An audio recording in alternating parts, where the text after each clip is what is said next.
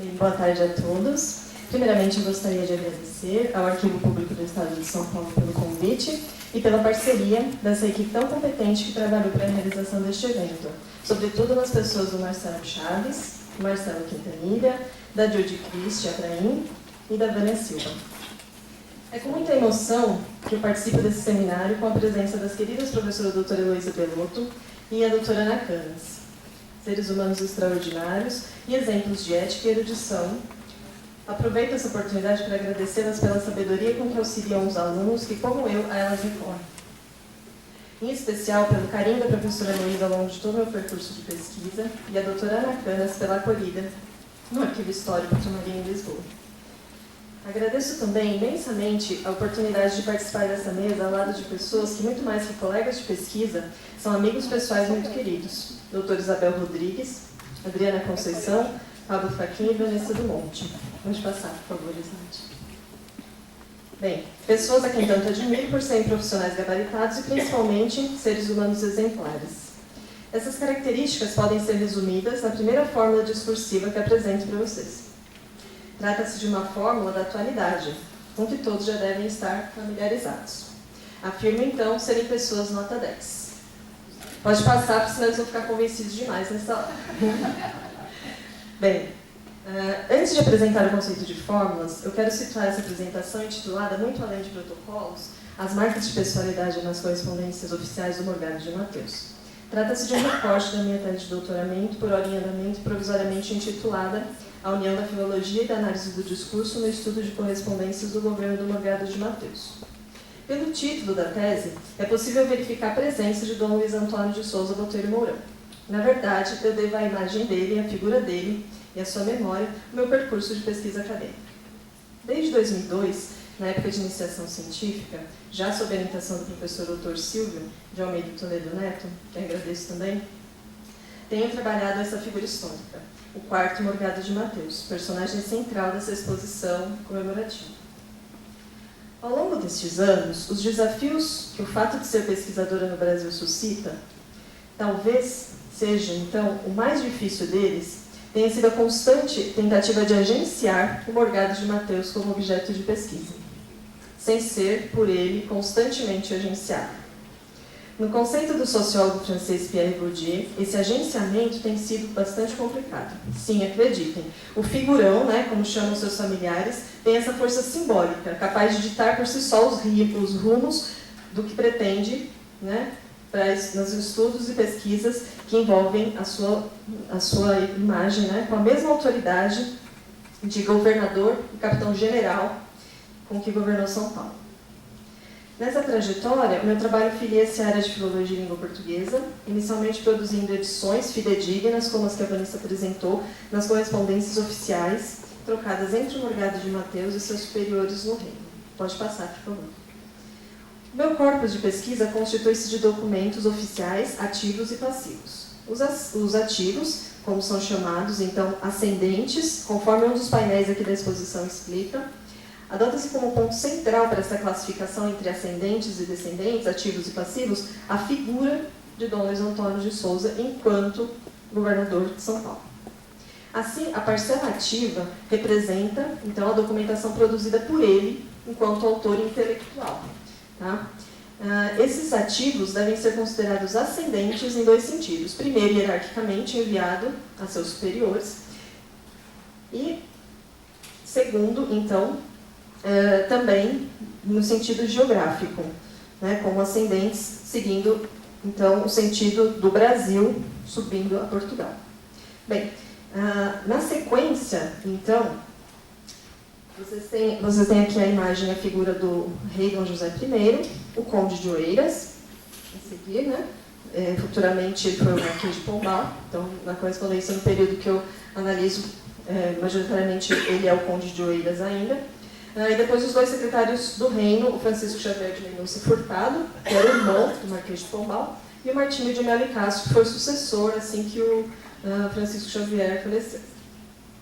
Bem, esses 4 destinatários, então, produzem a documentação passiva. De maneira inversa, então, essas correspondências produzidas no Reino e enviadas pelo trâmite das secretarias ao governador de São Paulo representam a parcela passiva recebida pelo Morgado de Mateus e descendente também nos dois sentidos, tanto politicamente, né, dos superiores para o governador, que era subordinado a eles, também no sentido geográfico, então, vindo da Europa para a América. As fontes documentais que possibilitaram a composição do corpus passivo dessa pesquisa foram, então, o Arquivo Público do Estado de São Paulo e a Fundação da Biblioteca Nacional no Rio de Janeiro, onde já disseram, né, tanto o Abel quanto a Vanessa colocaram essa aquisição que a Casa de Mateus, então, proporcionou à Biblioteca do Rio.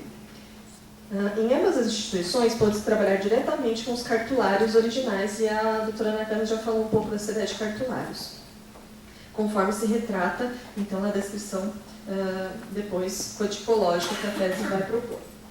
Já os manuscritos da parcela ativa do corpus foram inicialmente pesquisados por meio da microfilmagem realizada pelo projeto Resgate, né, Barão do Rio Branco, que a professora Heloísa, então, explicou, e depois estudados em seus originais lá no Arquivo Histórico Ultramarino em Lisboa. Pode passar, por favor. Bem, a tradição e o prestígio desses arquivos conferem ao corpus a legitimação de autênticos documentos de arquivos, capazes de provarem a existência das ações administrativas executadas na segunda metade do século XVIII. O caráter oficial desses documentos deve-se ao fato de terem sido emanados do poder público setecentista, com a função de divulgarem e comprovarem fatos de ordem jurídica e administrativa.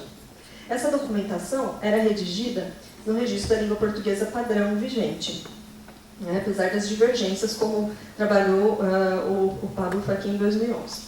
E com o emprego da linguagem da natureza jurídica e administrativa em voga. Como veículo legítimo de comunicação entre as autoridades na gestão administrativa da Capitania de São Paulo, o corpus retrata o caráter oficial e a decorrente formalidade dos atos e fatos dessa gestão.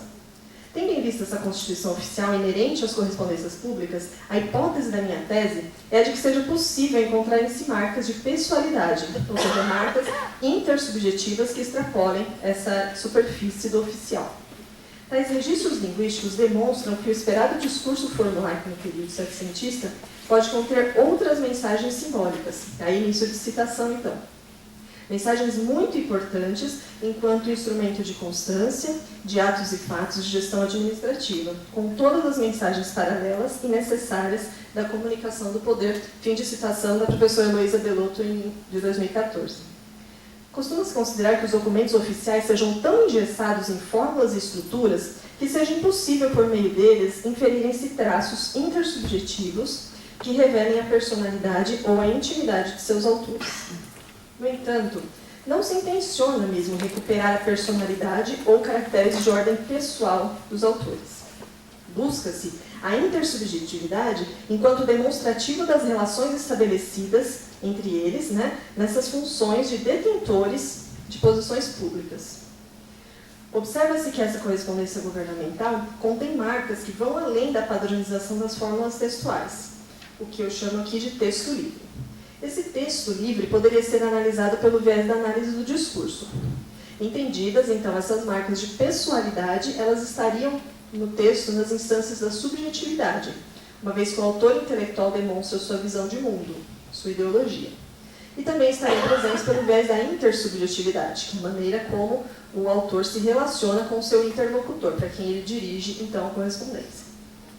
A intersubjetividade retrata no discurso formatado por moldes pré-estabelecidos e por meio de marcas da polidez e menções honoríficas. Então, tanto esses moldes pré-estabelecidos quanto as marcas de polidez e menções honoríficas seriam os chamados protocolos.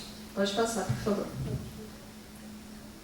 Ao ouvirmos o termo protocolo, normalmente associamos a um recibo comprobatório de algo, ou até mesmo a acordos, como o famoso Protocolo de Kyoto. Protocolo, em instância mais ampla, refere-se àquilo que segue normas rígidas de procedimento, formalidade, etiqueta. Emprega-se o quinto significado do verbete do dicionário AIS, 2001, indicando que seria o conjunto de normas reguladoras de atos públicos, especialmente nos altos escalões do governo e da diplomacia, que era o caso, então, das correspondências do Morgado de Mateus. Dentro desses protocolos das chancelarias oficiais da época, que produziram os documentos estudados, estão as formas de circulação dos documentos e instâncias externas a essa redação. Essas instâncias externas, de que tratou então a comunicação da doutora Ana Canas, serão excluídas para que se trate exclusivamente dos protocolos inseridos nos documentos, então, estudados. Pode passar, por favor. Bem, voltemos então ao conceito de fórmula. Com essa palavra, muitos devem ter pensado em suas significações mais diversas. Fórmulas mágicas, matemáticas, né, de produtos e remédios, ou até mesmo a Fórmula 1, para quem gosta. O fato é que há muitas fórmulas no nosso dia a dia. Embora menos evidentes, as fórmulas da linguagem são mais atuantes em nosso cotidiano do que nós imaginamos. Pode passar, por favor. Quando associamos os termos cravo e canela ao nome Gabriela, recuperamos uma fórmula. Sempre que uma chamada publicitária fica marcada nos consumidores, minha mãe está aí para provar isso, né? Essa fórmula acho que ficou bem marcada na minha infância, torna-se uma fórmula. As vinhetas e os jingles das campanhas publicitárias também representam fórmulas. Mas, afinal, o que essa ideia de fórmula linguística pode acrescentar ao estudo de documentos manuscritos da segunda metade do século XVIII, como exemplo de um folho, né, desse folho do corpus apresentado à direita na projeção? É comum se ouvir dizer que os documentos manuscritos setecentistas são formulaicos, ou seja, compostos por fórmulas. Essas fórmulas são, em primeira instância, as expressões linguísticas protocolares que organizam a redação dos textos oficiais. Com isso, os documentos governamentais dos séculos passados ocupam-se normalmente da sua estrutura redacional formalizada nos estudos, né? Tal como proposto pela diplomática. Então, os estudos que tratam dessa documentação costumam partir do viés da diplomática, estudando então essa estrutura documental. Tais estruturas são representadas em documentos oficiais por construções linguísticas padronizadas. Sob um olhar menos atento, essa padronização pode indicar que a documentação oficial setecentista seja a mera recuperação dessas fórmulas, o que não pode ser verdadeiro. Em acréscimo às fórmulas diplomáticas, pretende-se demonstrar a existência do chamado texto livre, que, por sua vez, também é composto por fórmulas. Pode passar, por favor. Se comparada às correspondências particulares e privadas, a documentação pública oficial pode, em dada medida, também conter proposições que ultrapassem a linguagem formulaica. Apesar de registrar nos padrões redacionais da dada espécie documental, o discurso pode discorrer sobre o assunto de maneira desvinculada da solidificação das fórmulas. É em oposição ao contexto de texto livre que normalmente se emprega esse termo formulaico. Esse termo formulaico não está dicionarizado em língua portuguesa, né, mas esse adjetivo é usado, então, como uma extensão do conceito de forma, conforme a terminologia inglesa de formulaic, para indicar expressões previsíveis e cristalizadas. Algumas espécies documentais contam com redução ou ausência de texto livre. Isso ocorre nas espécies documentais diplomáticas, aquelas que a Vanessa mencionou que não têm interação. Tá? Por exemplo, as portarias, bandos, ordens do dia, entre outras. A rigidez do conteúdo, preso apenas ao administrativo, visa criar fé pública e, por isso, não seriam admitidas formulações de caráter mais expressivo e pessoal. No entanto, o meu corpus foi composto pelas chamadas espécies documentais não diplomáticas, ofícios e cartas. Assim chamados por não diplomáticos, não são condicionados a um modelo redacional fixo. Apesar disso, as cartas e ofícios são padronizados estruturalmente pelo emprego reiterado dos mesmos termos em partes determinadas da redação. A esses termos chamamos fórmulas diplomáticas. Essas fórmulas de estruturação do conteúdo redacional são facilmente distintas, tanto pela sua localização em um texto, quanto por suas representações normalmente bem cristalizadas. Pode passar. Bem, convencionadas a partir do estabelecido pelo direito administrativo, ou notarial setecentista, de acordo com Bellotto, em 2002, as fórmulas diplomáticas comumente empregadas iniciam-se no vocativo introdutório ou endereçamento. Esse vocês estão vendo ali em cima, ilustríssimo e excelentíssimo senhor. A saudação inicial consagrada aos ofícios e cartas costuma vir abreviada. Então, o que vocês estão vendo ali itálico é o que foi desenvolvido pela transcrição semidiplomática. Encontra-se em todos os textos dos documentos ativos, exceto nas cartas direcionadas à pessoa do rei, em que consta apenas o termo senhor antecedendo o texto. De forma oposta, ilustríssimo e excelentíssimo senhor não se encontra em nenhum documento passivo. Eles se iniciam diretamente no texto. Essa abertura deveria ser empregada nas correspondências, aí é uma citação então da época, a todos os grandes seculares, conforme esse manual de escrita do período, escrito em 1746 por Freire. Logo abaixo, vocês têm uma fórmula diplomática Deus guarde. Era uma citação, então, é bastante recorrente, uma saudação predominante empregada no fechamento de correspondências, seguida de termos que a complementavam. Normalmente eles colocavam Deus guarde muitos anos. Vale destacar que essas fórmulas diplomáticas, apesar da sua cristalização, podem sofrer variações em seus contextos de uso, com acréscimos ou supressão de vocábulos. Por exemplo, podem ser normalmente desenvolvidas, como eu disse, Deus guarde muitos anos, ou desenvolvidas demais, como no caso do documento 50 do meu corpus, que diz assim: Deus guarde muitos anos como desejamos e pedimos ao mesmo Senhor para nosso amparo de toda a monarquia. Antecedia as fórmulas tópica e cronológica, as datas, então as informações tópica, o lugar, então colocava Deus guarde, depois São Paulo e a data cronológica, dia tal, do mês tal, ano tal. E em seguida, então, da firma, a assinatura do autor intelectual. Pode ser, então, a assinatura de próprio punho, fazendo com que o documento seja o ideógrafo, quando era escrito por um escriba, realmente ditado, então o Morgado de Mateus fazia muito isso, ditava os seus documentos, e aí o escriba, o amanuense responsável, escrevia esse texto, e depois ele firmava, então, dizendo que estava consentindo, então se tornava um documento ideógrafo. No caso dos documentos autógrafos, ele próprio escrevia documento. E existe documentação vasta autógrafa do Morgado de Mateus. Ele foi considerado por Toné, então, um homem que não tinha preguiça de escrever, realmente não tinha. Ele escrevia mesmo de próprio punho. Inclusive, existe um dos documentos em que ele diz assim: olha, eu caí do cavalo, machuquei o punho, já faz 1 ano que eu sou caçador, e eu continuo escrevendo as 2 vias de todas as cartas que eu envio para o reino. Eu posso não escrever a 2ª via? E aí vem uma resposta num borrão do Conde de Oeiras dizendo: o senhor não devia perder tempo com isso. Vossa Senhoria devia se ocupar de coisas mais úteis ao real serviço. Bem, então nós temos aí essas fórmulas que são analisáveis. Elas antecediam, então, essa assinatura e as datas tópicas e cronológicas. Nota-se que, embora não analisável, uma fórmula diplomática, podem veicular também ideologias. No caso do Deus guarde, obviamente, traduz a ideologia religiosa católica, tornando legítimas todas as formulações que eram anteriormente apresentadas. Pode passar, por favor.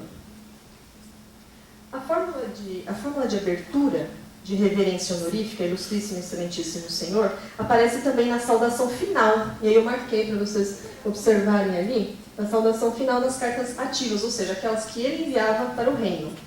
Tá? Destaca-se o fato dessa fórmula não ser usada nas correspondências passivas, como é o exemplo do documento lá 63 que está ao lado. Nesses casos, o nome do destinatário é retomado ao final do documento, antecedido apenas do termo senhor. A localização dessa fórmula, eu lembrei os documentos, as 2 imagens, ilustra a hierarquia já dessas correspondências, ascendentes e descendentes, conforme apresentado nas figuras. Embora, nos ativos, a assinatura do autor vem abaixo da menção do seu interlocutor, nas passivas, dá seu oposto. O nome do destinatário era escrito, então, uma citação da doutora Ana Cans, de 2007, o nome do destinatário era escrito quase no pé do fólio, na sua margem interna, fim de citação. Então, a gente tem aqui, logo abaixo, e aí o que tem, essa anotação que tem embaixo do segundo documento, é primeira via.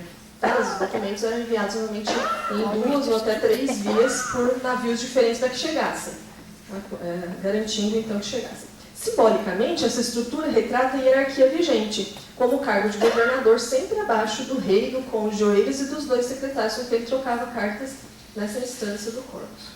Pode passar, por favor. Além das formas diplomáticas exemplificadas, existem parcelas de texto livre, como eu já disse. Para analisar esse texto, selecionamos uma perspectiva teórica sistêmico-funcional. Tá? Então, o funcionalismo americano proposto por Halliday e Metiesen da Universidade de Oxford em 2004. Essa perspectiva de estudos linguísticos entende a língua como um fenômeno essencialmente social e, portanto, considera o contexto situacional de modo a relacionar a linguagem com o meio social, de acordo com o que chama de metafunções. Então, Halliday propõe 13 metafunções. A imagem que eu coloquei para vocês retrata uma cena bastante familiar do nosso cotidiano. E, por meio delas, eu vou tentar explicar rapidamente essas 3 metafunções da linguagem. A metafunção ideacional seria a representação de mundo que se dá, então, por meio de uma foto de um cliente passando suas compras no caixa do supermercado. Tudo bem? A metafunção textual seria a descrição, então, desse quadro com clareza e coerência de detalhes, representado, então, na imagem. Não precisei descrever para vocês estão vendo a imagem pela linguagem não verbal da figura. Então, temos a linguagem textual, como eu disse, e a ideacional. E a terceira função, né, a metafunção que eu chamo, seria a interpessoal, que é a mais importante para esse recorte do trabalho. A interpessoal seria representada nessa imagem pelo contato intersubjetivo, nessa relação que se estabelece, embora brevemente, entre uma operadora de caixa, né, do supermercado e o cliente que passa suas compras no momento da aquisição. Pode passar, por favor. Brevemente descrito, esse princípio do funcionalismo gerou a teoria da variatividade, que foi proposta pelos australianos Martin White em 2005. Esse é, sim, o aporte teórico central da minha tese, pelo qual se podem mapear e analisar o que aqui chamo de marcas de pessoalidade. Trata-se de uma teoria chamada appraisal, em inglês, que, conforme as traduções, primeiro foi valoração, existe um embate sobre essas traduções, enfim, hoje ficou mencionada a variatividade. Conforme a citação projetada dos autores, essa teoria visa promover análises discursivas menos críticas no sentido pejorativo do termo, com visões, então, mais construtivas e otimistas em relação ao futuro. Para tanto, essa teoria se serve de 3 instâncias. A da atitude, em que se marcam, então, que se mapeiam, né? No texto, então, por meio dessa teoria, você consegue mapear marcas de afeto, julgamento e apreciação do autor. A segunda instância seria da gradação, que intensifica ou mitiga os significados do texto. E a terceira e última instância seria do engajamento, que é um pouquinho mais complicado, que trabalha a presença de outras vozes no texto, seguindo a perspectiva bakhtiniana do dialogismo. Tá? Pode passar, por favor. Nessa perspectiva, aponta-se um modelo de documento do corpus em sua transcrição semidiplomática, em que se mantém, então a Vanessa já explicou, todas as marcas ortográficas do período e se desenvolvem as abreviaturas. Trata-se da carta escrita pelo Morgado de Mateus sobre a sua disponibilidade no final do governo, tá? Sobre a sua disponibilidade para continuar, então, aqui trabalhando. Então, ele inicia com a fórmula: minha mulher me avisa. Com isso, ele se serve do engajamento de atribuição para mostrar que reconhece a autora daquilo, né, que diz, mas não assume responsabilidade quanto a isso. Reitera essa postura em outras passagens. O referido não é por insinuação minha, demonstrando o distanciamento. E, porque eu não tenho vontade nem de ir nem de ficar, pondera seu posicionamento a fim de manter sua imagem de obediência perante os chefes. Transmite também a atitude de apreciação pelos termos útil, particular comodidade de sua casa, e a instância de afeto positiva na demonstração graças a Deus. Ele diz, bom, na minha casa, lá em Mateus, está tudo bem. Então, graças a Deus, né, ele se serve dessa expressão de afeto. Na esfera da gradação, ele utiliza, então, expressões como mais alqueire e menos alqueire, com moderação de força, e minhas perdas com pouco se ajustam, né? Então, com a mitigação desse significado. Por meio da exemplificação de alguns elementos, então, da variatividade contidos no discurso, esse texto, inclusive, foi usado, já foi lido aqui no primeiro dia do seminário, pelo Dr. Pablo Oller Montserrat, né? E ele marca, então eu escolhi porque ele marca as instâncias das 3 possibilidades de análise aqui da teoria da variatividade. Apesar da diversidade do texto livre, ele não goza de total liberdade. Imbrincadas nas suas estruturas constam também construções linguísticas fixas. Essas construções fixas do discurso nomeamos fórmulas discursivas. Pode passar, por favor. Retomando, então, as fórmulas apresentadas no início, tanto a das pessoas nota 10, quanto as outras três da Gabriela Cravo e Canela, do Compre e Batom e dos jingles eleitorais, nota-se que não teriam, então, caráter de formatadores redacionais, como aquelas Deus guarde, tudo bem, as diplomáticas que eu apresentei, não teriam esse caráter. Seriam fórmulas passíveis de serem analisadas, sim pela análise do discurso, mas não pela diplomática. Quem primeiro estudou essas fórmulas dessa maneira foi a francesa Alice Krieg-Planck, em 2003, cuja foto está ali à direita, e na perspectiva dos trabalhos de Jean-Pierre Fay, o filósofo e poeta que estudou a fórmula alemã Der Totalstaat, o Estado totalitário no contexto da Segunda Guerra. Ele pegou como é que usavam isso nas campanhas publicitárias na época da Segunda Guerra e estudou. E a Krieg, então, aprofundou essa análise para o campo discursivo e tratou dessa fórmula de purificação étnica e em contexto de guerra também. Pode passar, por favor. Diante do caráter amplo dessas fórmulas discursivas, optou-se por dividi-las em três categorias: retóricas, ideológicas e pragmáticas, respectivamente na ordem de maior rigidez formal para menor. Então, as fórmulas retóricas seriam as mais cristalizadas e as pragmáticas as que apresentam formas mais livres. Para melhor situar a inscrição das fórmulas nas três categorias propostas, retoma-se a organização sistêmica da linguagem que eu mostrei lá no exemplo do supermercado: a textual, ideacional e interpessoal. Pode passar, por favor. Os dizeres das propagandas, como compre batom, têm uma função prática, sendo por isso consideradas fórmulas pragmáticas. Seriam, então, inscritas na metafunção ideacional, por veicularem visões do mundo do autor na construção das experiências por ele retratadas. Exemplifica-se esse tipo de fórmula por meio da menção do fragmento da fala de Riobaldo, personagem do Grande Sertão Veredas de Guimarães Rosa. Com uma fórmula pragmática, bastante recorrente no texto, o sertanejo analisa questões existenciais profundas. Viver é muito perigoso. Essa fórmula é recorrente e empregada por pelo menos 20 vezes ao longo da obra. Observa-se o caráter de reproduzir o posicionamento de um indivíduo sem a intenção de veicular necessariamente ideologias dominantes, como se faz nas fórmulas ideológicas. Tampouco se poderia considerar que esse tipo de fórmula teria a função de mera ornamentação do texto, como as retóricas.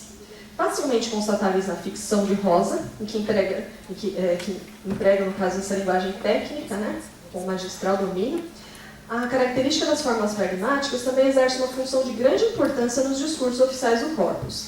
Mapearam-se algumas ocorrências a título de ilustração. Eu coloquei ali, então, para vocês: fazer toda a diligência, zelo e desvelo e escravidão.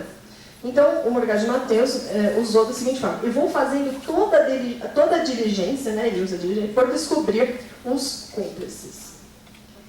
E depois: ao grande zelo e desvelo com que me cansei e aniquilei as minhas forças, trabalhando incessantemente de dia e de noite para acudir ao acrescentamento do real serviço. E o incansável meu zelo e desvelo com que procuro tudo o que é aumento do real serviço.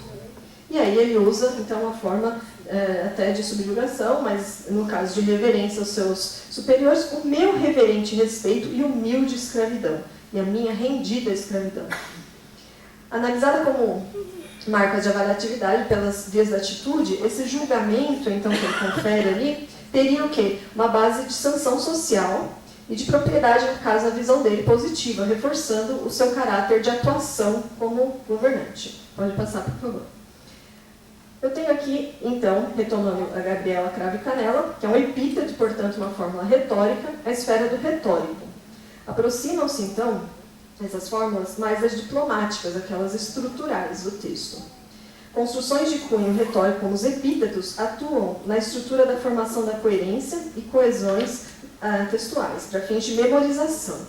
Então, isso foi observado na Odisseia, em que o caráter de memorização era bem importante na época. Os epítetos descritivos das obras, então da obra nos personagens, eles usavam sensata Penélope, ajuizado Telêmaco, Atena, deusa de olhos verde mar.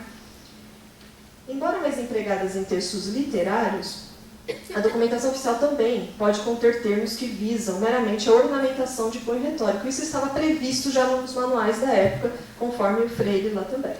O manual, então, aconselhava os autores materiais, ou seja, os escribas, a ornamentarem, a darem um retoque linguageiro para embelezar mesmo a escrita, se o texto não estivesse tão bonito ou verdade. Além da função de ornamentar o texto, as formas retóricas também estão associadas ao nível semântico. Segundo Bacon, as fórmulas retóricas reforçam, mesmo de forma velada, o controle ideológico como responsável por tornar proeminente a informação favorável ao grupo social de que o autor faz parte e realçar as informações negativas sobre os oponentes. Eu estou passando muito rápido, mas aqui entra uma questão ideológica fundamental, é a base da ideologia. No caso, vou exemplificar, acho que fica mais simples de passar essa informação. Encontradas no corpus, apresentam-se, como eu coloquei, sábios ministros, poderosa mão, quando se trata do rei, e pés de Vossa Excelência, quando ele trata com o ministro ou com os secretários.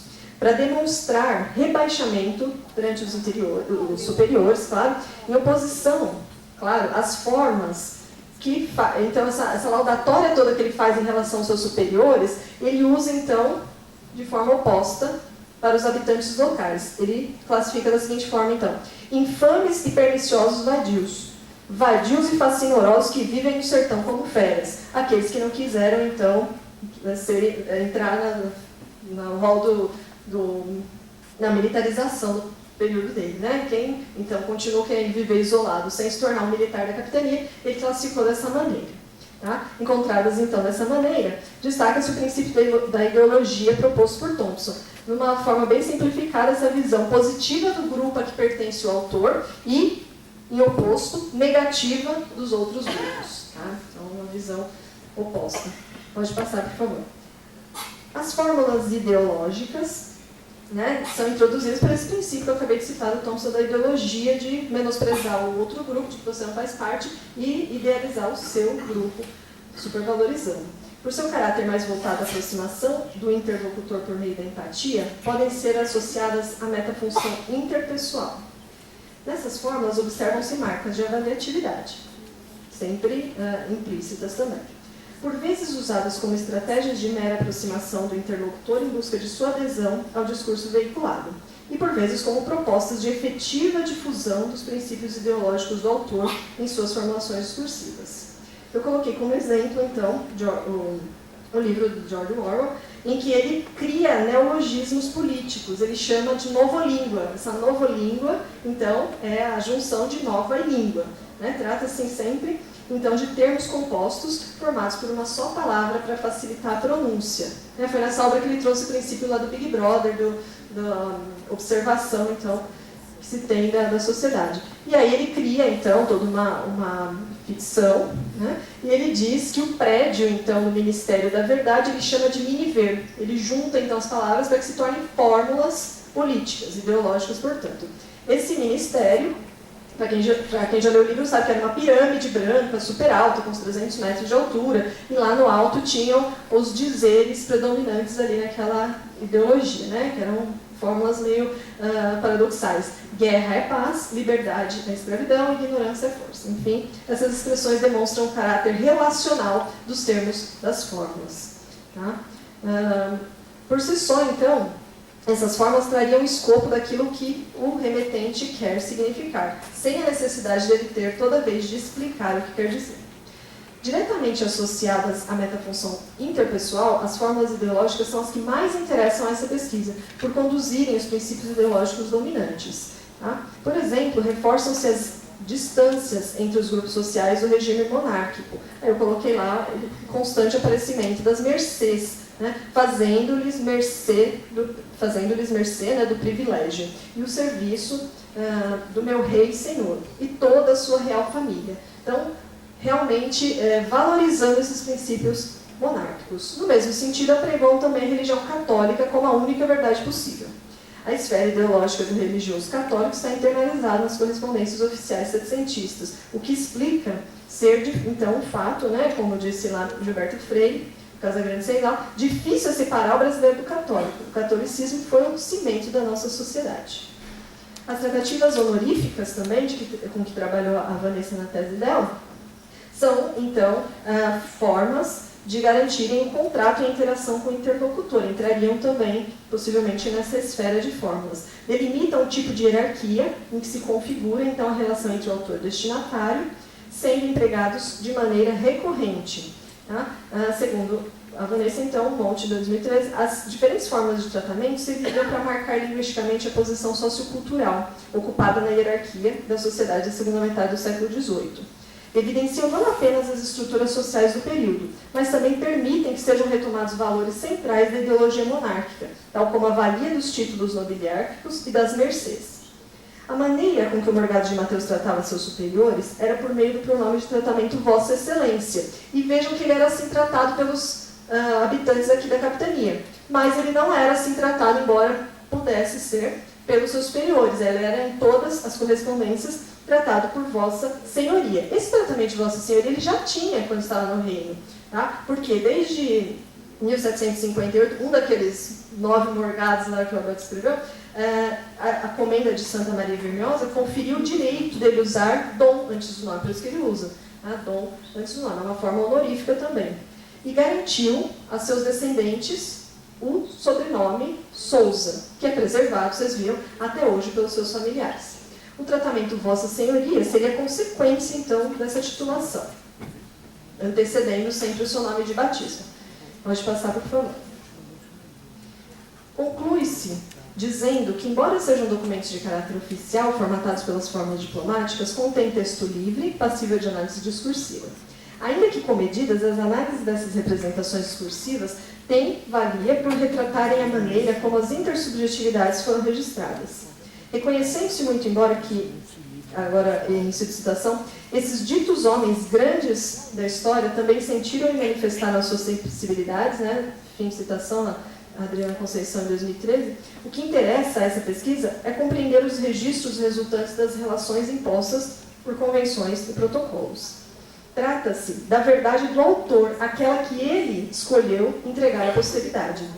Destaca-se a consciência desses autores acerca da importância desses registros escritos, sobretudo Morgado de Mateus, que reiteradamente comprovou isso em suas atitudes de extremo cuidado com a manutenção das correspondências para comporem o seu cartório. Segundo Abel Rodrigues, 2012, conserva ainda atualmente a memória de 13 gerações consecutivas, desde 1577.